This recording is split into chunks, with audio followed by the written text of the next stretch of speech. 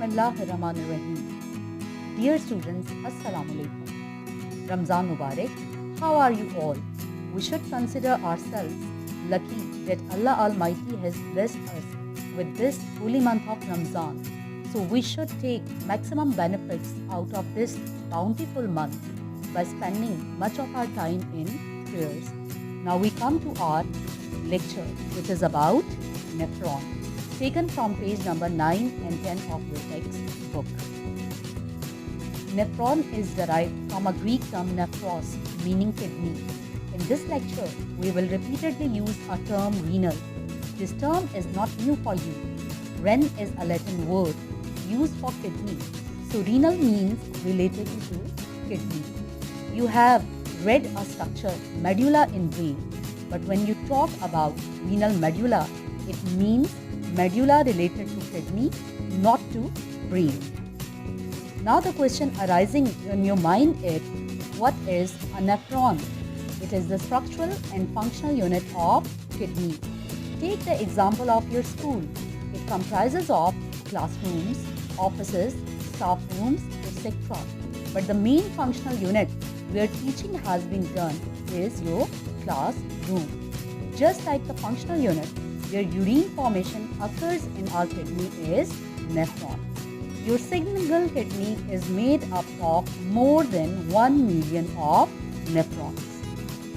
If we talk about the parts of nephron, it consists of two parts, renal corpuscle and renal tubule. The renal corpuscle, it is further divided into glomerulus, the red structure shown in this figure, whereas Bowman capsule is the blue C-shaped structure. Renal tubule. Tubule means little tube. It is made up of three parts. The proximal convoluted tubule shown with orange color. The yellow color Henle's loop, which is further made up of descending and ascending limb. And the last part is distal convoluted tubule shown with green color in this figure. We will later discuss their structure in detail. Do you remember that your circulatory system, it consists of heart, blood vessels and blood. The blood vessels which carry blood away from heart are known as arteries. You can remember them from A. A for away, A for arteries. Whereas the blood vessels which take blood towards heart are known as veins.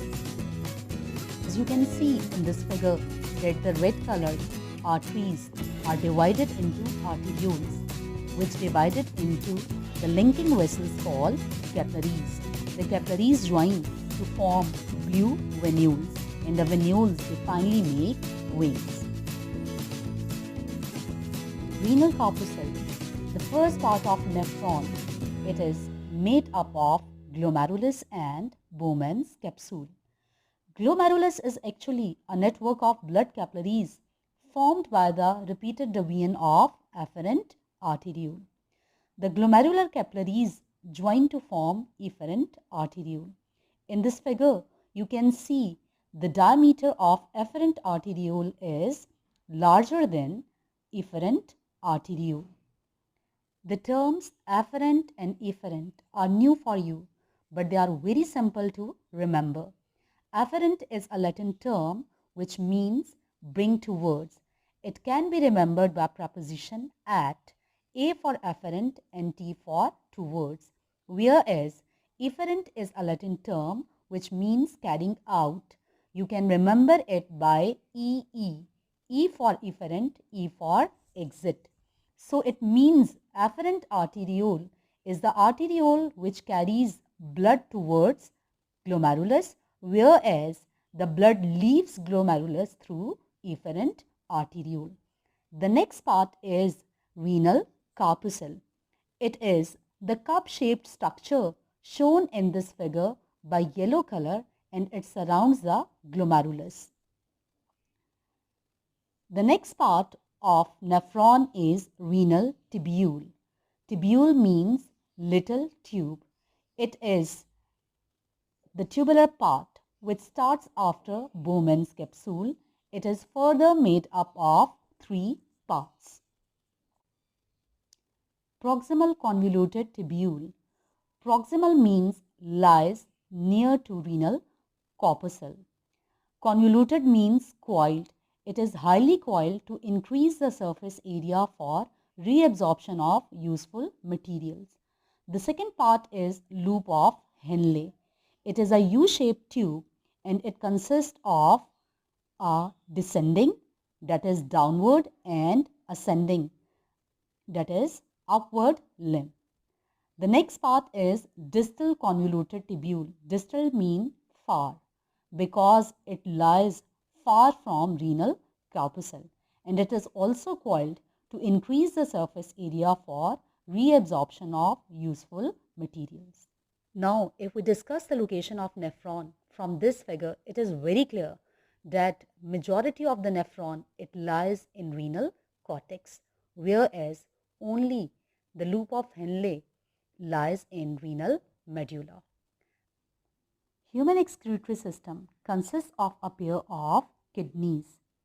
Its longitudinal section shows it consists of renal cortex and renal medulla.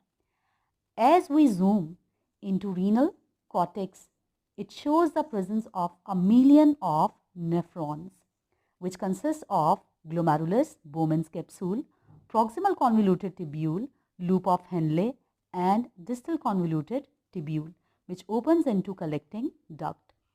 Majority portion of nephron lies in cortex, whereas loop of Henle lies in medulla. Each nephron has a Bowman's capsule, which is a cup-shaped structure. It surrounds a network of capillaries called glomerulus. The blood enters glomerulus through efferent arteriole and exits through efferent arteriole having a smaller diameter. Glomerulus and Bowman's capsule are collectively called Malpighian body or renal corpuscle. Bowman's capsule leads into proximal convoluted tubule made up of villi and microvilli for the reabsorption of useful materials into blood.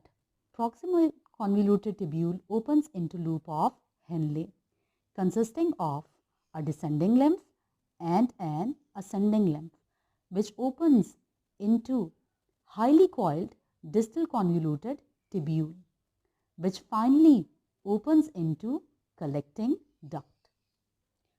Blood flow to nephron. From the heart, oxygenated blood enters aorta and then into 2 kidneys through 2 renal arteries. Each renal artery divides into many smaller arteries which ultimately divide to form afferent arteriole. Afferent arteriole having larger diameter makes glomerulus. The glomerular capillaries join to form efferent arteriole, which subsequently divides to form peritubular capillaries, that is, the network of capillaries surrounding renal tubule. The peritubular capillaries unite to form venules. These venules form renal veins, and the 2 renal veins, they ultimately open into inferior vena cava, and thus the blood, it returns to heart.